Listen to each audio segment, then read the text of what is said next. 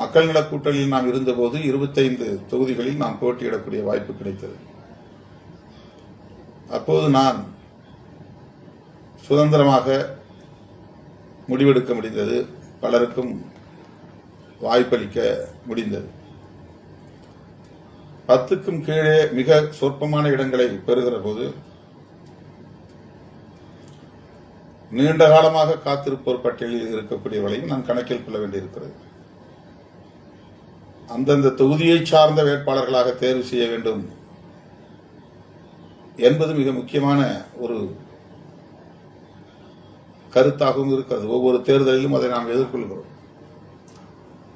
அரக்கோணத்தில் ஏன் தோற்றோம் என்று கேட்டபோது திமுக தரப்பில் சொல்லப்பட்ட கருத்து, நீங்கள் வெளியிலிருந்து ஆளை இறக்கினீர்கள், அந்த உள்ளூரை சார்ந்தவர்களை யாரையும் நீங்கள் போடவில்லை என்ற கருத்து சொல்லப்பட்டது.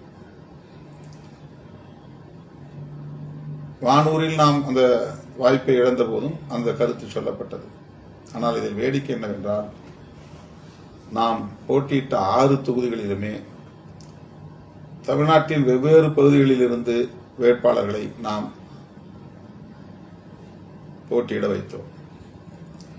அதில் 4 இடங்களில் நாம் வெற்றி பெற முடிந்தது. 2 இடங்களில் மிகவும் சொற்பமான வாக்குகள் வித்தியாசத்தில் வெற்றி பெற்றோம். ஆகவே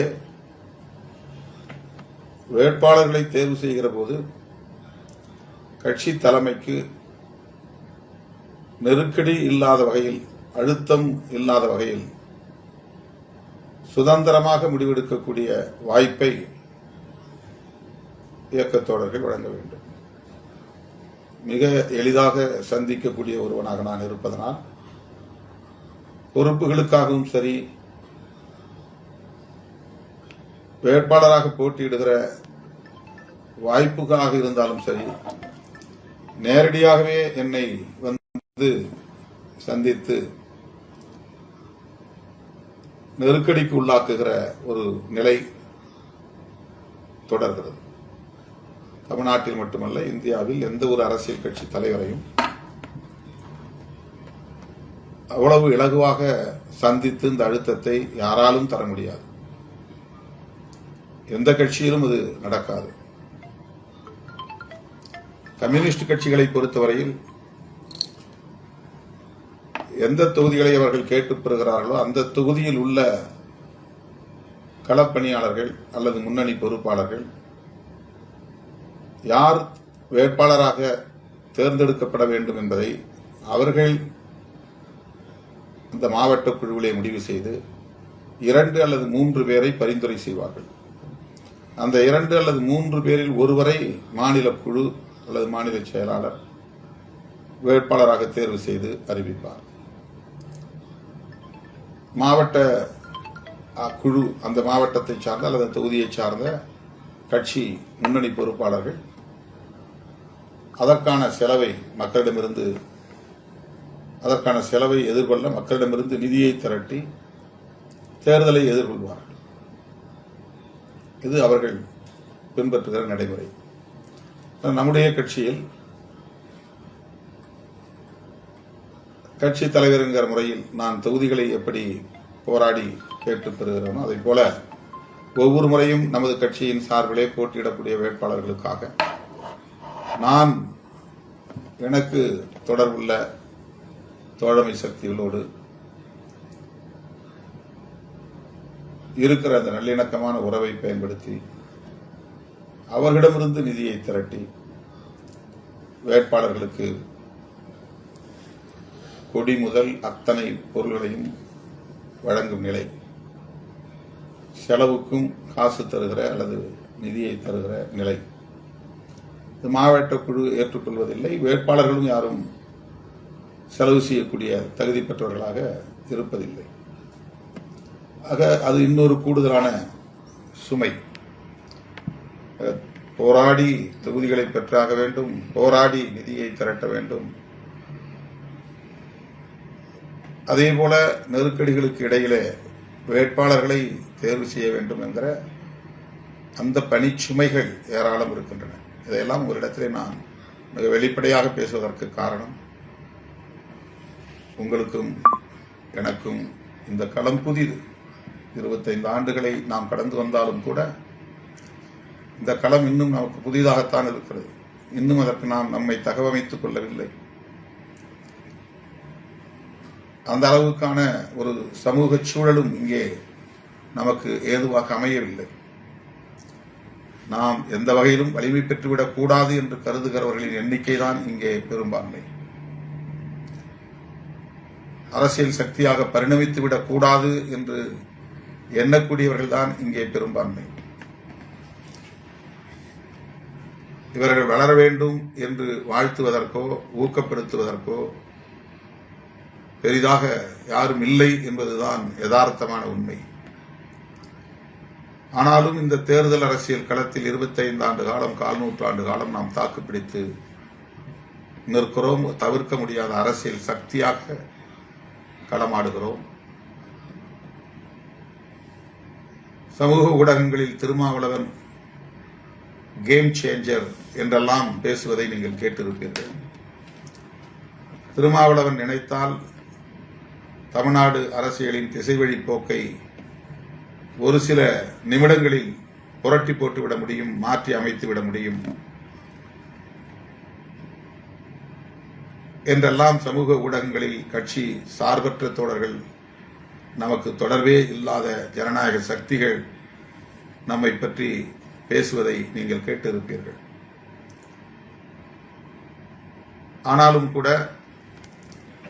அப்படிப்பட்ட ஒரு அரசியலை நாம் செய்ய விரும்பாமல், எங்களுக்கு பெரிய சக்தி இருக்கிறது என்று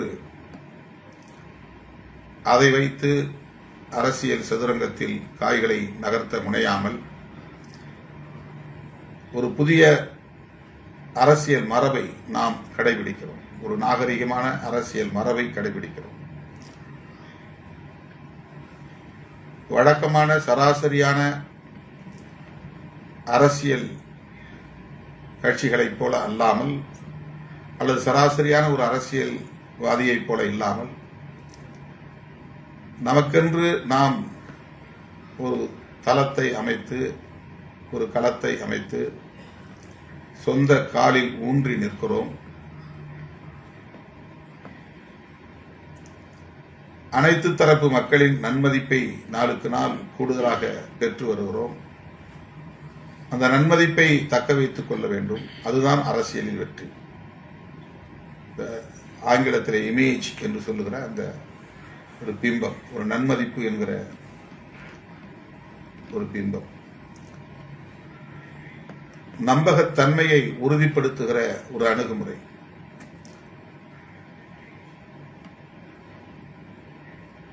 நாம் யாரையும் வீழ்த்திவிட்டு வளர வேண்டும் என்று நினைக்காமல், நம்முடைய கருத்துள்ள அனைவரும் வளர வேண்டும், அவர்களோடு நாம் இணைந்து இணக்கமாக பயணிக்க வேண்டும்.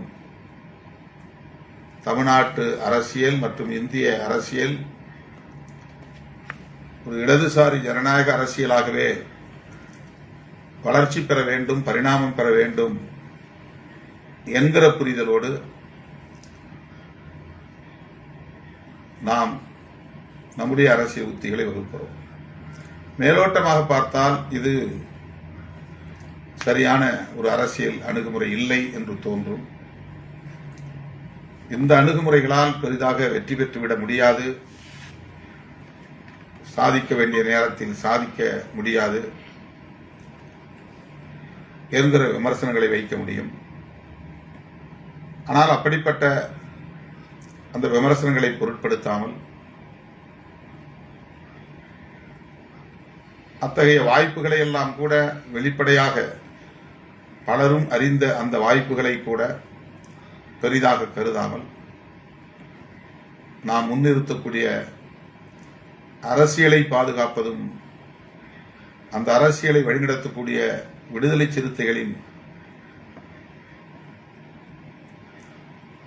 வலிமையை தக்க வைப்பதும் முதன்மையானது என்கிற அடிப்படையில் தான் நாம் இன்றைக்கு மதசார்பற்ற முற்போக்கு கூட்டணியில் இணைந்து நிற்கிறோம், இணைந்து இயங்குகிறோம். தொகுதி பங்கீடு உள்ளிட்ட நடவடிக்கைகளில் நாம் பெருந்தன்மையாக நடந்து கொள்கிறோம். இது தற்காலிகமாக இது வெற்றிகரமான அணுகுமுறை இல்லை என்று தோன்றினாலும் கூட காலத்திற்கும் போற்றப்படக்கூடிய ஒரு வெற்றிகரமான உத்தி என்பதை காலம் உணர்த்தும். ஆகவே எத்தனை தொகுதிகளை பெற்றாலும் அது நம்முடைய எதிர்காலத்தோடு தொடர்புடையது. இன்றைக்கு நம்பகத்தன்மையை இழந்து பெறுகிற வெற்றி விரைவில் நீர்த்து போகும். கட்சி தலைவராக இருந்தாலும் கட்சியாக இருந்தாலும் அந்த கட்சிக்கும் கட்சி தலைமைக்கும் மக்களிடையே உள்ள நம்பகத்தன்மையை பாதுகாப்பது என்பதுதான் உண்மையான வெற்றி. நாம் முன்னிறுத்துகிற அரசியலை வலதுசாரி மதவாத சக்திகளிடமிருந்து பாதுகாப்பதுதான் நம்முடைய முதன்மையான கடமை. தேர்தல் அவ்வப்போது 2.5 ஆண்டுகளுக்கு ஒரு முறை வந்து போகும். சட்டமன்ற தேர்தல், பின்னர் 2.5 ஆண்டுகளில் நாடாளுமன்ற தேர்தல் என்று வந்து போகும்.